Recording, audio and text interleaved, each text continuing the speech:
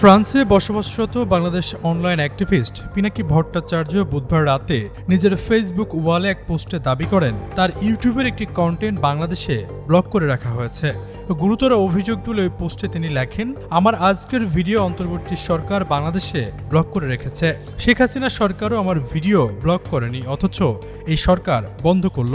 এরপরই নেট দুনিয়ায় বিষয়টি নিয়ে শুরু হয় তুমুল সমালোচনা। বাংলাদেশে কেন ভিডিও ব্লক করে রাখা হয়েছে তা জানতে প্রধান উপদেষ্টার বিশেষ সহকারী ফায়েজ আহমেদের সঙ্গে যোগাযোগ করেন পিনাকি ভট্টাচার্য। প্রধান উপদেষ্টার বিশেষ সহকারী এই কন্টেন্ট ক্রিয়েটরকে বলেন, ভিডিও ব্লকের বিষয়ে সরকারের উচ্চ পর্যায় থেকে কোনো নির্দেশনা ছিল না। অবশ্য রাতে ওই কন্টেন্ট ব্লক লিস্ট থেকে সরিয়ে দেওয়া হয়। তবে পিনাকির দাবি, যতক্ষণের জন্যই ব্লক থাকুক তিনি এটার পূর্ণ তদন্ত চান।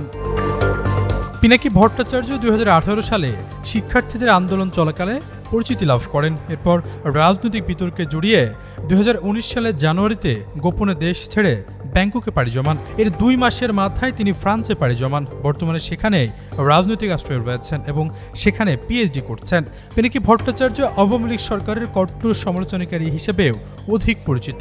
বাংলাদেশের রাজনীতির ইতিহাস, মুক্তিযুদ্ধ এবং অন্যান্য বিষয়ের ওপর তিনি এখন পর্যন্ত 19টি বই লিখেছেন। আলোচিত এই কন্টেন্ট ক্রিয়েটর একসময় বামপন্থী রাজনীতির সঙ্গে জড়িত ছিলেন।